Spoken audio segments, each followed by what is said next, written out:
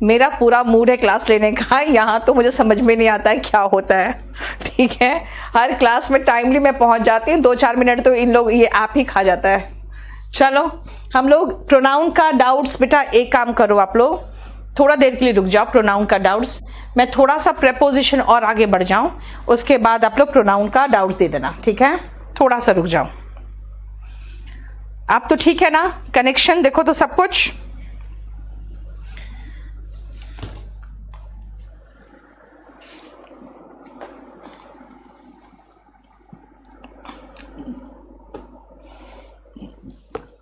चलो। हम लोगों ने देखो, मैंने आपको थोड़ा सा इसमें इम्प्रूवमेंट कर दिया है।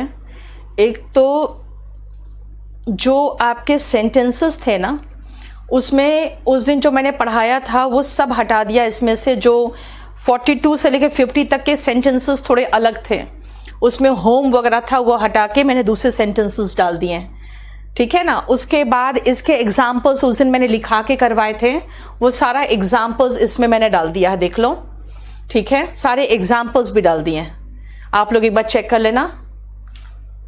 स्टेट चेंज का मोड ऑफ पेमेंट तो पहले से ही था, सेंड रिसीव भी पहले से था। अब इसमें ये देखो होम वाला जो वहां पे 2-3 सेंटेंसेस थे, मैंने हटा के देखो यहां पे होम का सेंटेंस कर दिया है, क्योंकि कंफ्यूजिंग में था वो। अच्छा, इसके अलावा ये सब तो आपको करवा चुके हैं।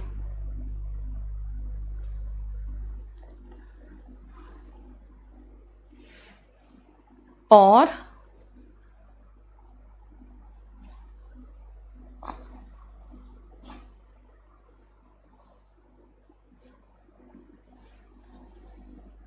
मैरी का भी करा चुके थे।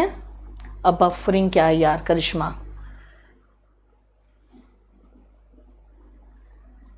पूजा, कल तो मैं खाली एक ही तो क्वेश्चन पेपर कराती हूँ संडे को, वो भी ऑफ कर दूंगी तो मुश्किल हो जाएगा, इसे कल तो क्वेश्चन पेपर कराना पड़ेगा मुझे। डाई भी करा चुके थे हम, डिसएग्री वाला भी ये भी हो चुका था, compare and compare to at the beginning वाला भी हो गया था, पार्टेक भी हो गया था, रिकंसाइल भी हो गया था।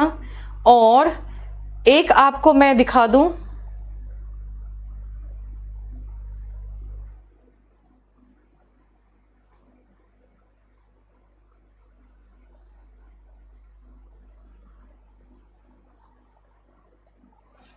ये एक सेकेंड, इसमें जो था ना आपको मैंने ये नहीं करवाया था, सेंटेंसेस मैंने सिर्फ समझाया था, ठीक है ना? सिर्फ सेंटेंसेस समझाया था।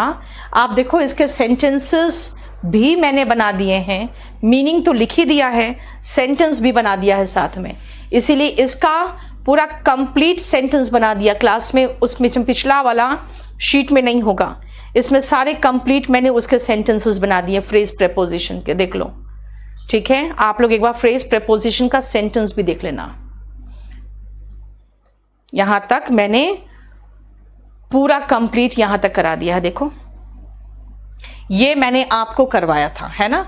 पिछले क्लास में हमने किस पेज तक करवा दिया था, देखो तो 54 के बाद से स्टार्ट कराना है बेटा रामचंद्र। 54 के बाद से जो स्टार्ट कराना था ना, आपका आज 58 तक हो गया है, ठीक है? 58 तक हो गया है, क्यों? क्योंकि वो 4 पेजेस बढ़ गए हैं, क्योंकि मैंने एग्जाम्पल्स बढ़ा दिए। मैंने सबका एग्जाम्पल्स लिखा ना तो 4 पेज और बढ़ गए। अब हमें जो शुरू करना है इनसे शुरू करना है, ठीक है ना? चलिए 59 से शुरू करना है, क्लियर? तो वो एग्जाम्पल्स याद रखना कि 54 वाला पेज आपका 58 चला गया है, क्योंकि एग्जाम्पल्स बढ़ गए। अब ध्यान से सुनना, हमारी आदत होती है बहुत सारे वर्ब के बाद प्रेपोजिशन लगाने की, क्यों? हमारी ट्रांसलेशन करने की आदत होती है, हम ट्रांसलेट करते हैं, कहते हैं अच्छा मैं आज प्रेपोजिशन के बारे में डिस्कशन करना चाहती हूं, तो मैं सीधा कह दूंगी आई वॉन्ट टू डिस्कस के बारे में अबाउट प्रेपोजिशन टुडे। भाई डिस्कस के साथ अबाउट नहीं आता। फिर कहते हैं अपने जुबान पर कंट्रोल करो, तो जुबान पर कंट्रोल तो कहते कंट्रोल ऑन योर टंग। भाई कंट्रोल के साथ ऑन नहीं आता, क्यों? क्योंकि आप हिंदी और इंग्लिश ये दो अलग भाषाएं हैं। आप हर जगह पे जहां पे सोचते हो कि हम ट्रांसलेट कर देंगे और सही हो जाएगा, नहीं होता। भाई जापानीज एंड चाइनीज तो बिल्कुल अंग्रेजी इसलिए नहीं सीख पाए क्योंकि उनका स्ट्रक्चर ही समझ में नहीं आया उनको, है ना। हम इसलिए सीख लिए क्योंकि बहुत सारा चीजें इंग्लिश का हिंदी से मिलता था। ठीक है, सब्जेक्ट ऑब्जेक्ट हो गया, थोड़ा सा आगे पीछे था, लेकिन थोड़ा सा मिलता था। ठीक है, क्लियर। लेकिन यहां पे क्या प्रॉब्लम हो गया ना बेटा, यहां पे ये प्रॉब्लम हो गया कि हम हर चीज का ट्रांसलेशन करने लगे, वो नहीं चल सकता। और वो इस पेज में है जो आप गलत प्रेपोजिशन क्यों यूज करते हो, उसका रीजन है।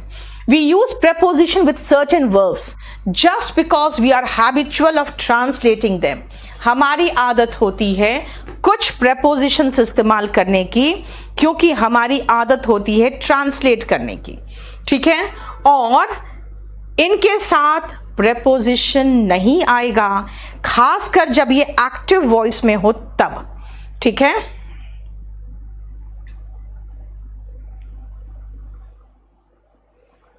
क्लियर। अब कौन कौन सा वर्ब है उसको देखो। जब हम ये वर्ड यूज करते हैं स्ट्रेस, तो स्ट्रेस का मतलब होता है, एम्फेसाइज का मतलब होता है उस पर जोर देना। जोर देना यानी कि बल देना किसी चीज पर, है ना। एक्कम्पनी का मतलब होता है कि एक्कम्पनी का मतलब के साथ जाना, के साथ जाना या आना जो भी हो।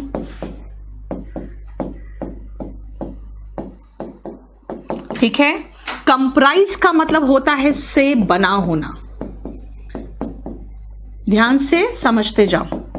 इन्वेस्टिगेट का मतलब होता है किसी चीज में, उसमें जैसे पुलिस उसका उस मुकदमे का, जैसे किसी भी केस का, वो पूरा उसमें तहकीकात कर रही है। ठीक है, तो इसका मतलब ही हो गया तहकीकात करना। ठीक है, कंसिडर का मतलब होता है के तरह मानना। अब कंसिडर का मतलब ही के तरह मानना हो गया, तो कंसिडर के साथ, एक सेकेंड बेटा, मेरा ही यहीं से तो प्रॉब्लम है निखिल, तभी तो 10 मिनट लेट शुरू हुआ। ये लोग तो ठीक है, यहां तो चल रहा है, मेरा पूरा मूड है क्लास लेने का। यहां तो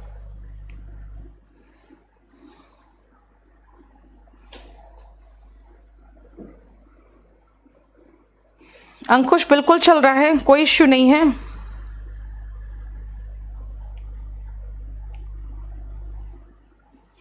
बिल्कुल सही सही चल रहा है। वायलेट होता है उल्लंघन करना, किसी तरह का कोई लॉ हो, कोई रूल हो। डिस्कस का मतलब होता है विचार विमर्श करना, है ना। परवेड का मतलब होता है जैसे किसी चीज के अंदर समा जाना। प्रीसीड का मतलब होता है कि पहले आना। रीच का मतलब पहुंचना, कहां पहुंचना, किसी जगह पर। एंड ऑर्डर का मतलब होता है आदेश देना। ठीक है, ये देखो, बस शुभम 1 महीना में हो जाएगा, 1 महीना में 3 हो जाएगा बेटा, फिर तो थोड़ा और टाइम चाहिए।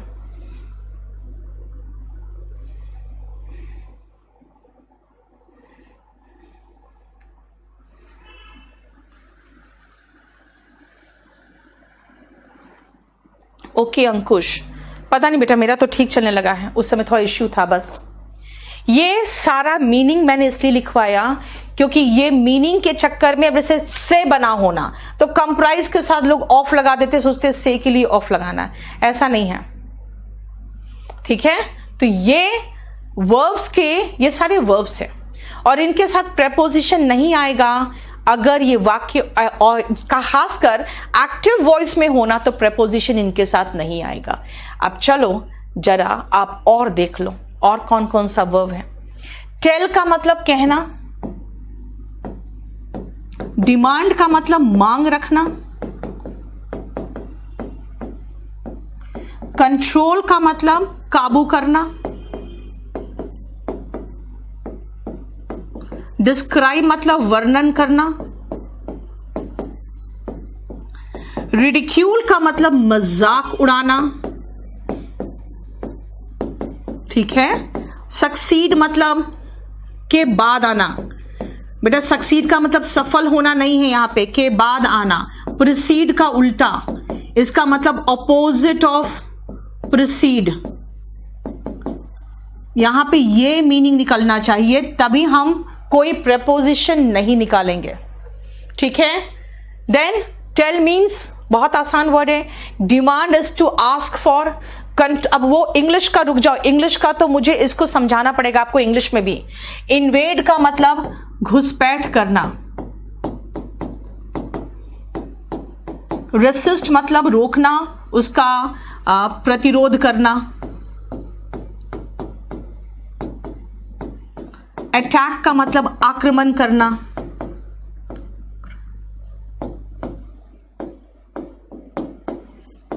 रिजेंबल की तरह दिखना,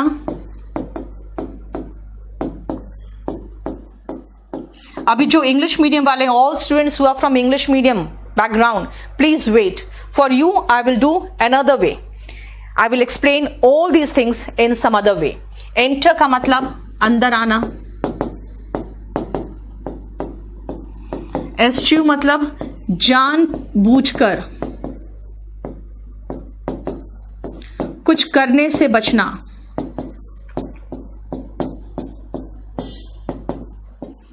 डायरेक्ट का मतलब होता है निर्देश देना, ज्वाइन करना मतलब हो गया शामिल होना, साइनस हस्ताक्षर करना, इफेक्ट इस असर करना, इंश्योर इस सुनिश्चित करना, एंड बोर्ड इज सवार होना।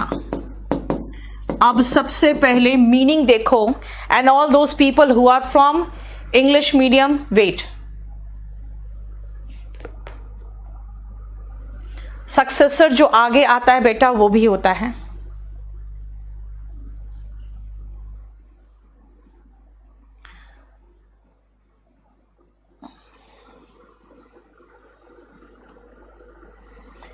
ऐप का प्रॉब्लम नहीं है, मेरा नेट यहां पे कुछ दिक्कत कर रहा है। आज मेरा नेट यहां पे कुछ दिक्कत कर रहा है, लेकिन अब तो सही हो गया।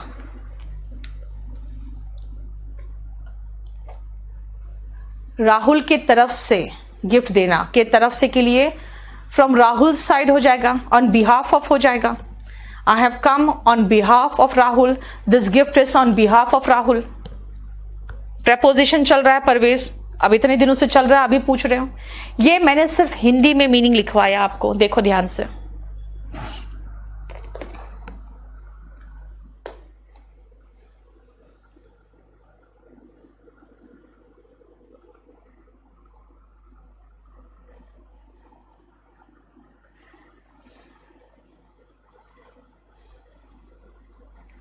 ठीक है,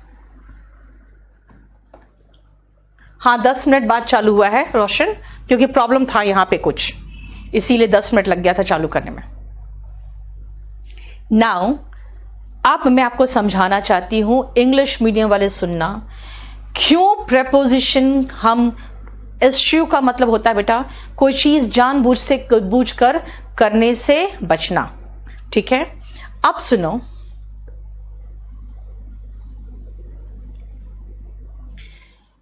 इनको मैं मिटा रही हूं, आपको लिखने की जरूरत नहीं, वो मैं सब लिख के दूंगी।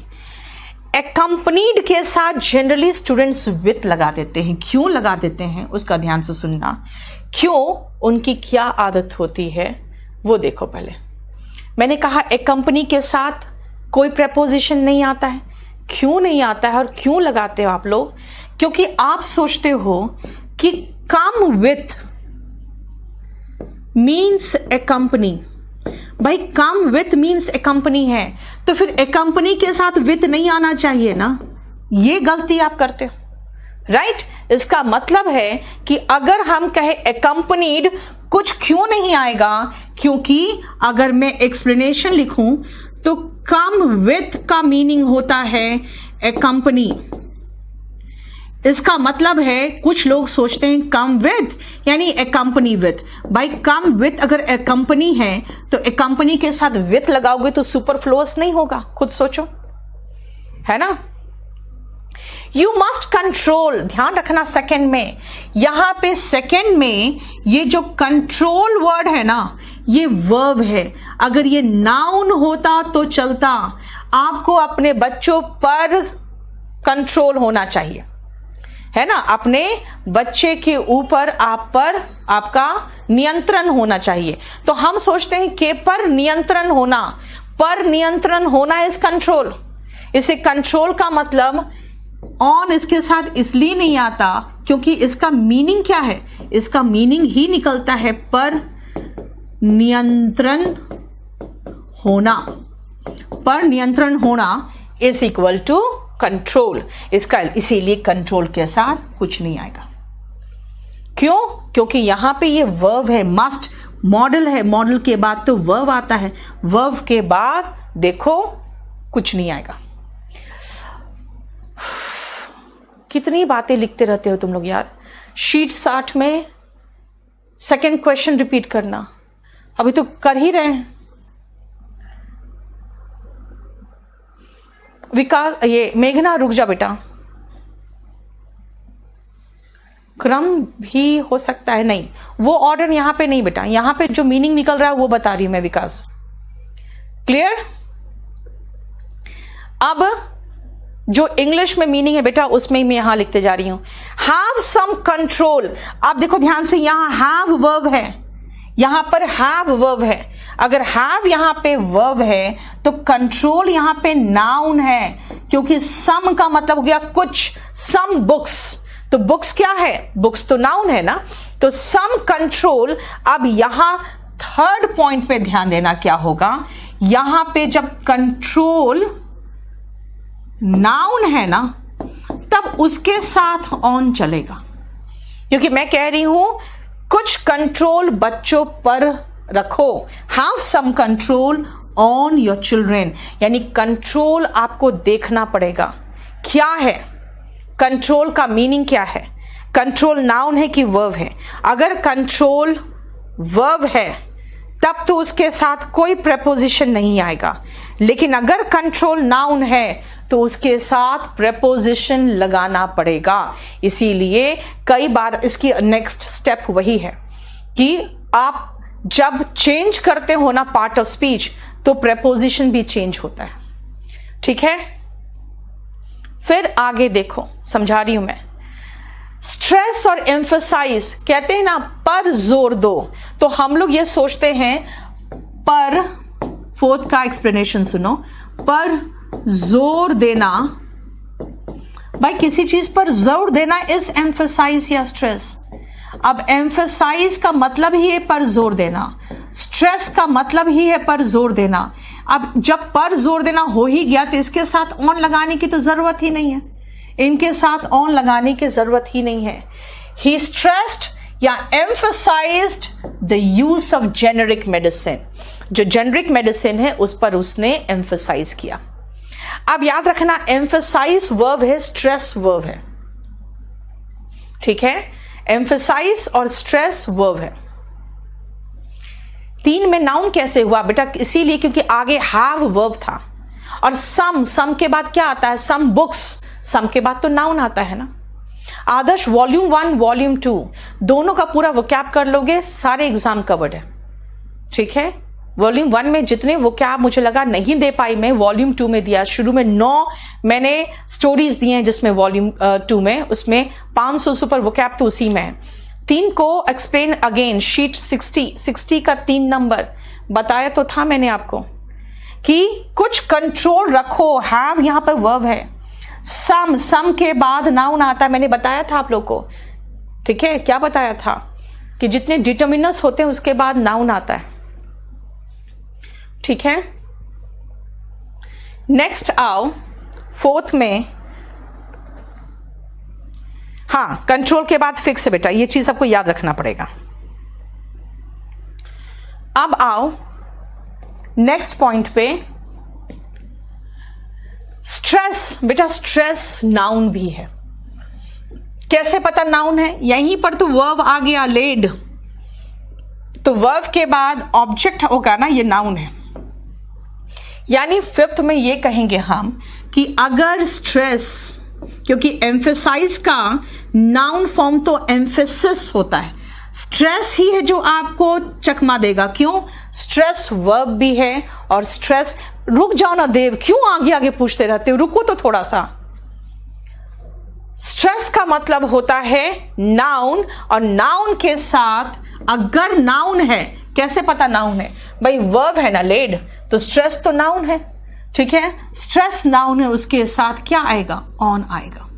इसका मतलब है कि एम्फसाइज और स्ट्रेस अगर वर्ब है तो कोई प्रेपोजिशन नहीं है, ठीक है ना।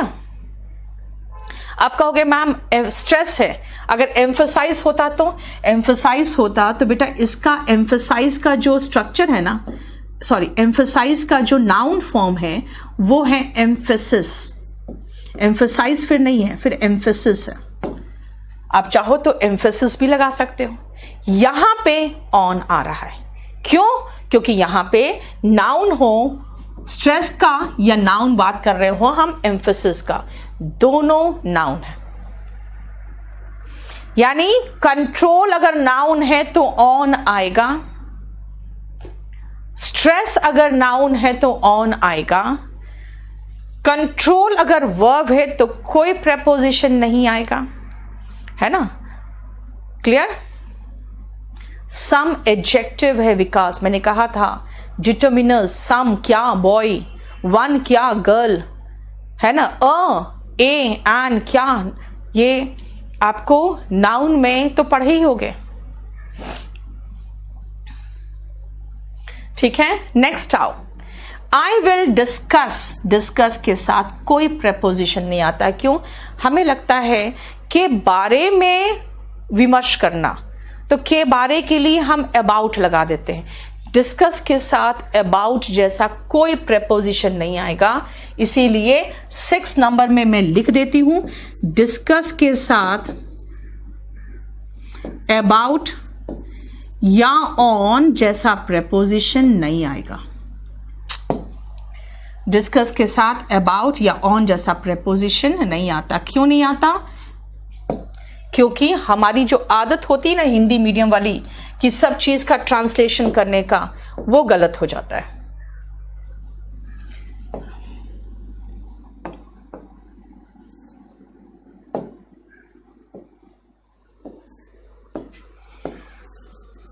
हम सोचते हैं के बारे में डिस्कस किया, अच्छा डिस्कस अबाउट, उस पर विचार विमर्श किया, अच्छा on discussed on the matter नहीं होता।